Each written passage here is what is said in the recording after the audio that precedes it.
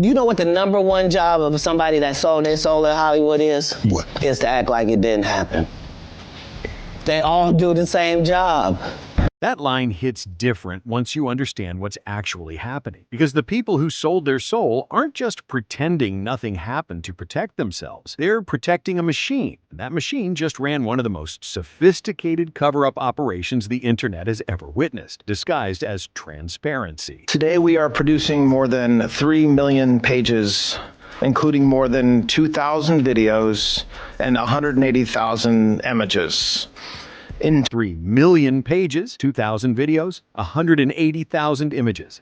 The government opens the vault, and the whole internet goes crazy, thinking that finally, the curtain is being pulled back. But what if the curtain isn't being pulled back? What if they just moved it 3 inches to the left and called it a revelation? She's not wrong. And the way power has responded to this moment, the careful staging, the selective redactions, the scapegoats, and the shields should make every single one of us deeply uncomfortable. We're doing a very good job protecting predators, and if you guys can please, I'm begging you to do a little bit of better of a job. Because this isn't just a story about who did what. This is a story about how power manages scandal. And once you see the pattern, you cannot unsee it. Let's start here. January 2026. The Department of Justice drops what they call the most comprehensive release of Epstein-related documents in history. And on the surface, that sounds monumental. Millions of pages, hundreds of thousands of images. A data dump so massive it would take a team of full-time researchers years to properly catalog, cross-reference, and analyze. And that right there, that's the first trick. There's a concept in intelligence and information warfare called document flooding. The idea is simple. If you want to hide something, don't destroy it. Don't deny it. Bury it. Drown it in so much other material that the thing you're protecting becomes statistically impossible to find. Andrew has maintained his long-standing denial of all sexual misconduct allegations and has not publicly reacted to the 2026 documents, which at this point looks less like an oversight and more like a strategy. You create the appearance of openness while engineering practical concealment. Think about it from a bureaucratic standpoint. You release 3 million pages.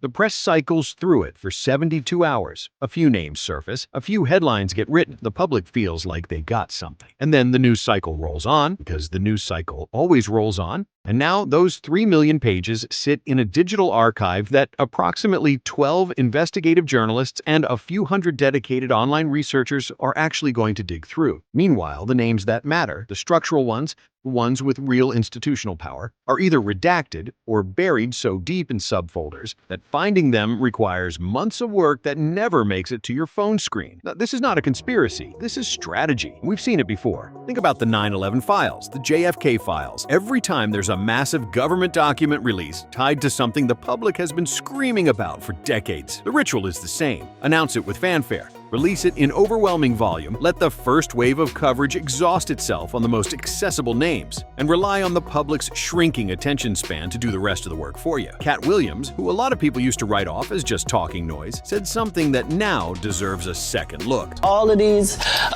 big dick deviants is all catching hell in 2024. It's up for all of them. It don't matter if you Diddy or whoever you is, TG Jakes, any of them. All lies will be exposed. That's all.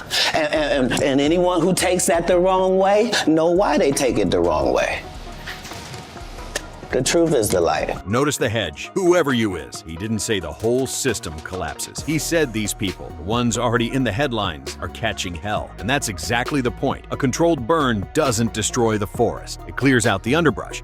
The old trees, the deep roots, the connected ones, they survive. Sometimes they even benefit from the clearing. Diddy got arrested. That's real. That's documented. That's a man in federal custody with mountains of evidence stacked against him. Nobody is saying the prosecution isn't real. But here's the question that isn't being asked loud enough. Whose protection ended when Diddy got arrested? Because power doesn't just prosecute. Power decides who becomes the story and who becomes the footnote. They weren't freak-offs. They were satanic ritual. And being named in these files does not automatically mean someone committed a crime. Some names appear because of a single email. Others are far more serious. Now, here's where the psychology gets dangerous. Because this isn't just about governments and redactions. It's about us, the audience, the comment sections. The people who share clips before watching the full thing, who make a verdict in the first 30 seconds, and who move on before the nuance even arrives. There's a reason that in the last 2 years, we've watched the internet collectively canonize and then crucify the same figures on a loop. And it's not because the internet suddenly has better investigative instincts than the FBI. It's because of something deeply wired into the human brain, the need for moral clarity in a structurally corrupt world. Denzel always told me, when we be at the parties, you leave 30 minutes before the devil get there. Naomi Campbell may have.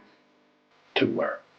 She may have gone, well, she certainly, well, I believe she visited him in Palm Beach, and I believe she may have gone to the island, and she may have gone to see his house in New York. Think about what has happened with Denzel Washington in the discourse around Ali Carter's accusations. 2 transcripts, 2 completely different emotional realities. On one side, you have people who have spent decades building Denzel up as one of the last trustworthy men in Hollywood. Clean reputation, strong marriage, faith-based public image, the kind of star who gives speeches at graduations and gets lifetime achievement awards. He is, for a generation of Black Americans in particular, an icon with nearly sacred status. And then Ali Carter drops an affidavit, and the internet splits immediately, not based on evidence, but based on prior emotional investment. You be the judge. That phrase is doing a lot of work, because it sounds like fairness, like the presenter is being neutral, handing you the information and stepping back. But what's actually happening is that the frame has already been set. The word saint, when quotes, dripping with skepticism, has already done the emotional work. The audience is primed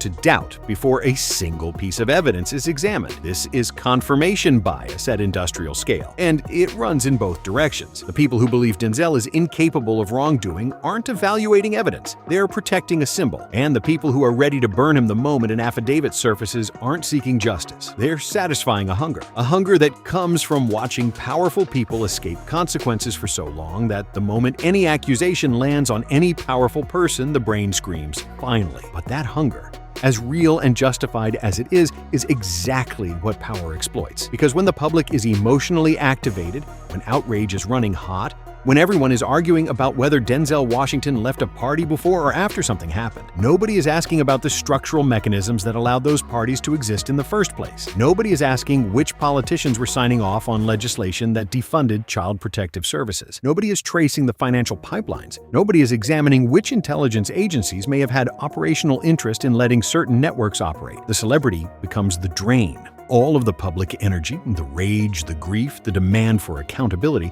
spirals down into a debate about a famous face, and the machinery underneath keeps running. Now pause on that for a second, because that quote, attributed to Denzel, passed through Brandon T. Jackson, is actually the most telling detail in this entire conversation. Not because it's an admission of guilt, but because it's an admission of awareness. Leave 30 minutes before the devil gets there. What devil? Devils aren't abstract at parties. If you're advising someone to leave early, specifically, consistently as a rule, you have a working knowledge of what arrives when the early guests leave. And that knowledge, yes, that institutional insider knowledge that powerful figures carry about what happens in these spaces, is the thing that never gets prosecuted, never gets named in a redacted file, never surfaces in a headline. We are so focused on who participated that we never interrogate the culture of silent witness. The people who knew, left, said nothing, and continued moving through the same social circles. The people who received the warning, heeded the warning, and never issued a warning of their own. To law enforcement, to the public, to the children. That silence is not neutral. That silence is architecture. Here's where we need to slow down and look at the pattern historically. Because what's happening right now with the Epstein files is not unprecedented. This is a documented playbook. Step 1. A peripheral figure, someone connected to power but not at the center of it, gets exposed, usually through a lawsuit or a law enforcement action that has become impossible to suppress. The exposure is real. The crimes are real. But the figure selected for sacrifice is chosen, at least in part, because their fall contains the story rather than expanding it. Step 2. A massive information dump creates the illusion of systemic accountability. The sheer volume overwhelms independent investigators. The mainstream press focuses on the most legible names, the ones the public already has emotional relationships with, the structural actors, the lawyers who built the immunity deals, the intelligence assets who may have run the operation. The financial institutions that process the money never appear in the headlines. Step 3. The powerful figures who are named issue denials so scripted they feel rehearsed. And they are rehearsed because they've had legal teams preparing these statements for years. I was only at dinners. I never never went to the island. I never met any women. Notice the structure of that denial. It's not, I had no idea what Jeffrey Epstein was doing. It's a legal map disguised as an emotional confession. Every word in that sentence has been chosen to avoid perjury while still generating sympathy. I regret every minute. That's the emotional hook, the thing designed to make you feel like accountability is happening. I was only at dinners. That's the legal fortress. From I'll declassify everything to why are we still talking about this? That's the full arc of the controlled burn in one politician's mouth. Promise transparency, win the election, manage the release, then redirect attention. It's not partisan. It's not ideological. It's institutional. The institution protects itself regardless of who's sitting at the top of it. Now let's talk about Ally Carter, because her story, regardless of what you believe about individual claims, illustrates something important about how power responds to survivor testimony. She didn't come out with a lawyer and a publicist and a neatly packaged memoir. She came out shaking, online, in real time, in ways the internet immediately labeled as unstable. And here's the thing, that label is one of power's oldest tools, the discrediting of witnesses through the framing of their emotional state. If a survivor of documented years-long trauma presents as traumatized, fragmented, emotional, sometimes contradictory, that presentation is used against them, not as evidence of the trauma, but as evidence of unreliability. That is not a performance. Performances are smooth. Performances know where they're going. That is someone searching for words to describe something that resists words. And the fact that it sounds shocking, the fact that it sounds unbelievable, is precisely why powerful people have historically been able to do these things. Because the crime is engineered to be unbelievable. The environments are designed to be deniable. The participants are protected by layers of social prestige that make the allegation itself seem like the act of a disturbed mind. And yet, and this is critical, her core demand is the opposite of the behavior of someone chasing attention or protection. Think about that for a moment. In a world where victims are told their privacy will be protected, where redaction is supposed to be for the vulnerable, she is asking to be unredacted. She is volunteering her own exposure because she understands what redaction actually does in this context. It doesn't just hide the criminals, it buries the map. It makes the network invisible. And that instinct, that her name connected to those ledgers, connected to those CPS files, is a thread that could unravel something much larger, is either the calculation of an extremely sophisticated strategic thinker or the raw understanding of someone who lived inside the machine and knows exactly how its parts connect. Either way, power responded to her the same way it always does, by letting the internet do the dismissal work for them. No official statement needed, just enough inconsistency in her claims for critics to build a case against her credibility, and the algorithm handles the rest. Here's what the celebrity gossip framing of all of this consistently misses: the network underneath the names. Because whether it's Naomi Campbell allegedly moving as a gatekeeper, promising modeling opportunities, opening doors to environments that turned out to be something far darker, front and center at Victoria's Secret shows. Read that twice. Not at a private estate, not at a discreet gathering, at an industry event, surrounded by young models, aspirants, agents, and the machinery of an entire aspirational ecosystem